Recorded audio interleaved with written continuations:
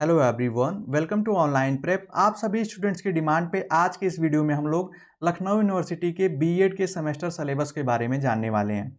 आपको बता दें, इस वीडियो में हम लोग देखेंगे कि इस सेमेस्टर सिलेबस का स्ट्रक्चर क्या है, साथ ही साथ कितने कंपलसरी पेपर होते हैं, हर सेमेस्टर में कितने ऑप्शनल पेपर हैं, इंटरनल मार्क्स कितने का होता है और थ्योरी पेपर कितने का होता है। उसी के साथ साथ हम लोग ये भी जानेंगे कि माइक्रो टीचिंग कब होती है और प्रैक्टिस टीचिंग कब होती है। तो वीडियो को एंड तक देखिएगा। अगर आपको किसी और यूनिवर्सिटी के सेमेस्टर सिलेबस के बारे में जानना है तो उसकी वीडियो ऑलरेडी आपको चैनल पे मिल जाएगी, जिसका लिंक आपको वीडियो के डिस्क्रिप्शन में मिल जाएगा। ये एक इंपॉर्टेंट चीज़ और आपको बता दें कि जो लोग भी लखनऊ से बीएड कर रहे हैं या उसके अलावा जितने भी एफिलिएटेड कॉलेज हैं लखनऊ यूनिवर्सिटी से, उन सभी जगहों पे यही सेमेस्टर सिलेबस फॉलो होता है। जैसे आपका अगर हरदोई में है, लखीमपुर खीरी में है, सीतापुर में है या रायबरेली में है या अन्य कोई डिस्ट्रिक्ट है, तो वहाँ पे यही सिलेबस आपको फॉलो करना होगा। यहाँ पे आप देख सकते हैं, ये जो कॉलम है ये फर्स्ट सेमेस्टर का है। इसमें आपको ओवरऑल फर्स्ट सेमेस्टर में आपको 4 पेपर देने होंगे थ्योरी के, जिसमें 3 कंपलसरी हैं और यहाँ पे आप देख सकते हैं लिखा है ऑप्शनल पेपर। इतने सारे ऑप्शन दिए गए, इसमें से किसी एक को आपको चूज करना होगा जो कि 50 मार्क्स का होगा, जिसमें 40 मार्क्स का आपका थ्योरी होगा और 20 मार्क्स का आपका इंटरनल होता है, जो कि आपके अटेंडेंस, असाइनमेंट या वाइबा के बेस्ड पे मार्क्स मिलता है। तो ओवरऑल आप कह सकते हैं कि कुछ यूनिवर्सिटी से कंपैरेटिवली यहाँ पे आपके अच्छे मार्क्स बनते हैं या बन सकते हैं। यहाँ पे आप देख सकते हैं पेपर के नाम जो है वो अभी हम लोग डिस्कस करेंगे, डिटेल में देखेंगे। यहाँ पे आपको कुछ प्रैक्टिस कराई जाती हैं, अलग अलग आपको दे दिए जाते हैं वर्क, एक्स्ट्रा करिकुलर एक्टिविटीज़ होती हैं और इसमें आपको प्रोफेशनल डेवलपमेंट की क्लासेस चलती हैं, पर्सनालिटी डेवलपमेंट की, और उसमें arts, music, drama, craft, physical education जैसी चीज़ों की आपको इसमें क्लासेस चलेंगी फर्स्ट सेमेस्टर में। ये डिपेंड करता है हर कॉलेज या यूनिवर्सिटी पे, कॉलेज पे ज़्यादा डिपेंड करेगा। कुछ कॉलेज इसको फॉलो करते हैं, कुछ अपना अलग उसमें ऐड कर लेते हैं।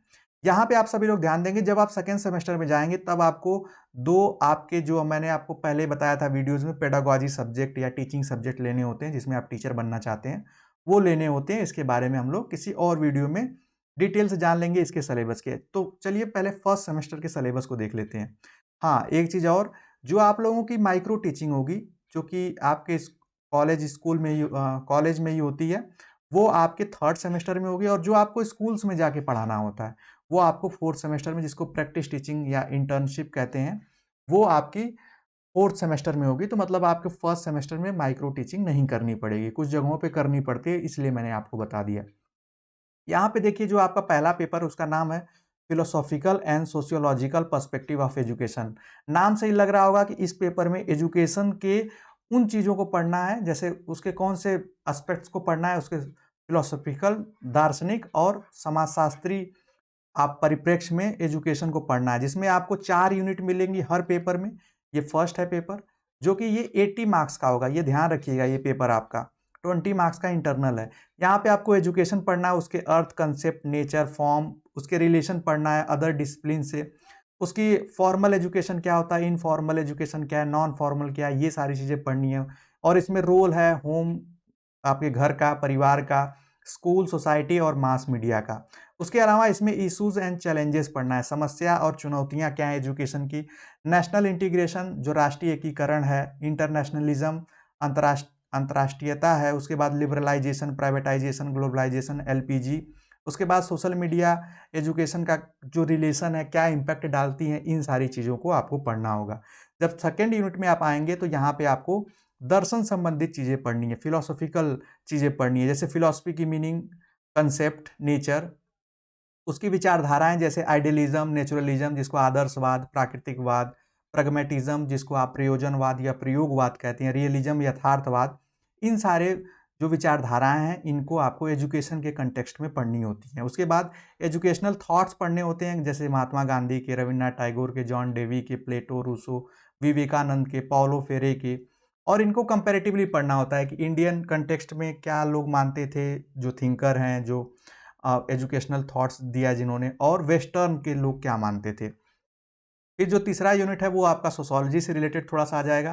सोशोलॉजी की meaning, nature, difference between educational sociology and sociology of education, कि इसमें क्या अंतर है। उसके बाद सोशलाइजेशन, सामाजिकरण क्या होता है, सोसाइटी क्या है, कल्चर क्या है, इन सारी चीज़ों के बारे में आपको पढ़ना है। नेक्स्ट यूनिट में आएंगे तो आपको डाइवर्सिटी पढ़ना है, विविधता क्या होती है, उसके बाद उसमें टाइप्स है जैसे भाषाई विविधता, सांस्कृतिक विविधता, उसके बाद रीजनल धार्मिक विविधता, मल्टीकल्चरल, ये सारी चीज़ें पढ़नी है। एजुकेशन में आपको इनइक्वालिटी क्या है, मार्जिनलाइजेशन क्या है, और उसके बाद इसके कंसेप्ट को, इन सारी चीज़ों को आपको पढ़ना होगा।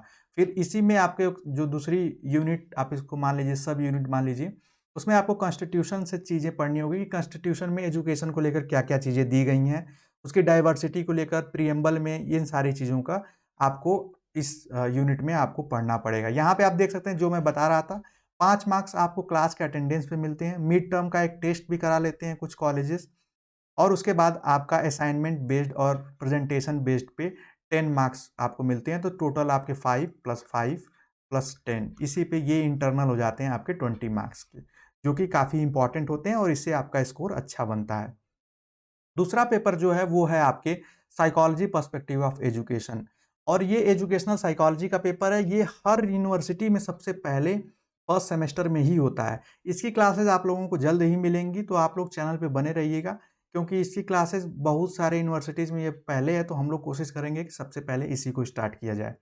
यहाँ पे आप देख सकते हैं पहले एजुकेशनल साइकोलॉजी आपको पढ़नी है और ह्यूमन डेवलपमेंट पढ़ना है।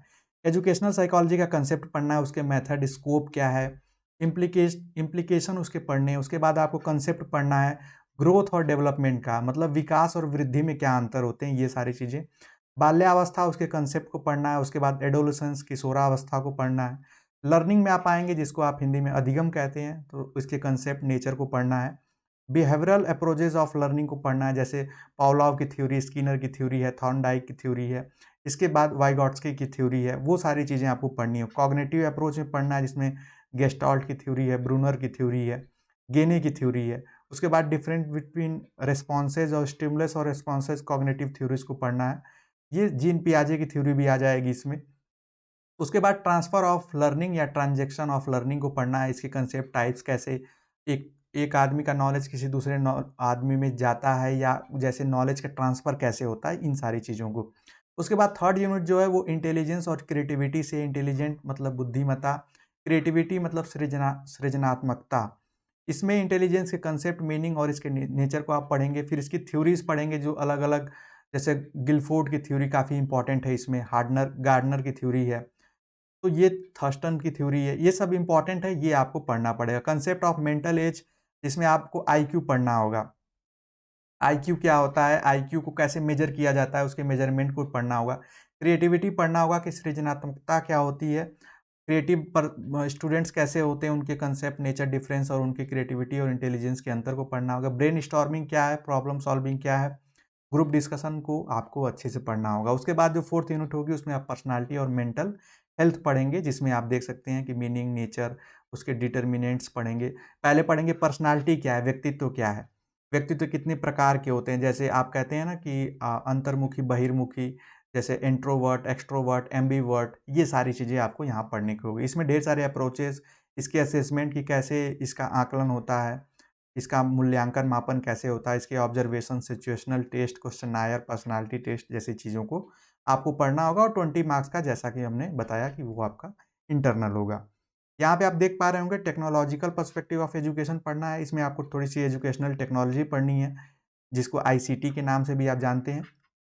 इसके मीनिंग, स्कोप और सिग्निफिकेंस को, महत्व को पढ़ना है। इसके टाइप्स को पढ़ना है। Various form of educational technology को पढ़ना है, जिसमें आप ये देख पा रहे होंगे। फिर कंप्यूटर असिस्टेड टेक्नोलॉजी को पढ़ना है। इसकी मीनिंग, डिफिनेशन, चीज़ों को आपको पढ़ना होगा। इसी में आप हार्डवेयर, सॉफ्टवेयर और सिस्टम अप्रोच को पढ़ेंगे। ई लर्निंग में आप देख पाएंगे जो आज के समय में ई लर्निंग की चीज़ों को आपको पढ़ना है। ऐप्स के बारे में भी पढ़ना होगा। टीचिंग का मीन क्या है, कैरेक्टरिस्टिक क्या है, डिफरेंट इन टीचिंग इंस्ट्रक्शन क्या है, ये लेवल ऑफ टीचिंग पढ़ना है आपको। उसके बाद आपको टीचिंग मेथड पढ़ना। लेवल ऑफ टीचिंग में 3 लेवल होते हैं, जिसमें मेमोरी लेवल, अंडरस्टैंडिंग लेवल और reflective level. Pages of teaching पढ़ना है। मैक्सिमम्स ऑफ टीचिंग पढ़ना है। तो ये सारी चीज़ें आपको इस पेपर में मिलती हैं, थर्ड पेपर में। उसके बाद आपको थोड़ी सी इंफॉर्मेशन एंड कम्युनिकेशन टेक्नोलॉजी पढ़नी होगी। माइक्रो टीचिंग पढ़नी होगी, इसका कंसेप्ट क्या है, प्रोसेस क्या है, सिमुलेशन टीचिंग क्या होती है, इन सारी चीज़ों के बारे में आपको पढ़ना होगा। जब फोर्थ यूनिट आप देखेंगे, यहाँ पे मॉडल ऑफ टीचिंग देखेंगे कि उसके मीनिंग, डेफिनेशन और उसके कैरेक्टरिस्टिक्स क्या होते हैं। उसके बाद आप यहाँ पे देख पाएंगे प्रोग्राम्ड इंस्ट्रक्शन पढ़ेंगे, जिसमें लीनियर आता है, ब्रांचिंग आता है, वर्चुअल आता है, ये सारी चीज़ें आपको थोड़ा-सा टेक्नोलॉजी का पेपर है जो कि एजुकेशन से रिलेटेड भी होगा। उसके बाद आता है चौथे पेपर की बात। चौथे पेपर में मैंने बताया कि ये आपका ऑप्शनल होगा जो कि 40 मार्क्स का होगा, 10 मार्क्स इसमें इंटरनल होंगे। तो इसमें वैल्यू एंड पीस एजुकेशन है, आप देख सकते हैं, ये आपको पीडीएफ टेलीग्राम चैनल पे प्रोवाइड करा दी जाएगी, वहाँ पे आप देख लीजिएगा। इनोवेशन इन एजुकेशन है, तो जो आपको सही लगेगा वो आपको एग्ज़ाम फॉर्म फिल करते समय आपको उसमें चूज़ करना होगा, जो चूज़ करेंगे वो आपको पेपर देना होगा उसमें। जैसा कि मैंने स्टार्टिंग में ही यहाँ दिखाया था आप लोगों को। तो ये आप लोग देख लीजिएगा पीडीएफ से। और मैं फिर से बता दूं कि जो इसमें पेपर है फर्स्ट और सेकंड, आई होप इसकी क्लासेज आप लोगों को जल्द ही मिलनी शुरू हो जाएंगी। और इसकी जो पीडीएफ होगी वो आप जब जैसे ही आप लोगों को मिल जाएगी, या आप इसको इसकी ऑफिशियल वेबसाइट से भी जाके डाउनलोड कर सकते हैं। तो इसको और आप लोग डिटेल में देख लेना। अगर आपकी और कोई क्वेरीज है तो आप पूछ सकते हो। और कुछ यूनिवर्सिटीज़ के ऑलरेडी वीडियो चैनल पे हैं, जैसे डीडीयू है, एमजीकेवीपी है, पूर्वांचल यूनिवर्सिटी का है, ऐसी ढेर सारी और भी यूनिवर्सिटी का, रज्जू भैया यूनिवर्सिटी का सिलेबस ऑलरेडी चैनल पे जिसको आप लोग देख सकते हैं। आई होप आपको ये सिलेबस समझ में आया होगा। जो मुझे एक शॉर्ट में बताना था वो मैंने बताया। बाकी की चीज़ें जो हैं वो हम लोग किसी और वीडियो में, अगर आप लोग चाहेंगे तो अगले सेमेस्टर की, जब पहले आप फर्स्ट सेमेस्टर जब पास हो जाएंगे तो आगे सेमेस्टर की हम लोग क्लासेज या उसके सिलेबस को देख लेंगे। तो मिलते हैं नेक्स्ट क्लास में, तब तक के लिए bye bye, take care and keep watching.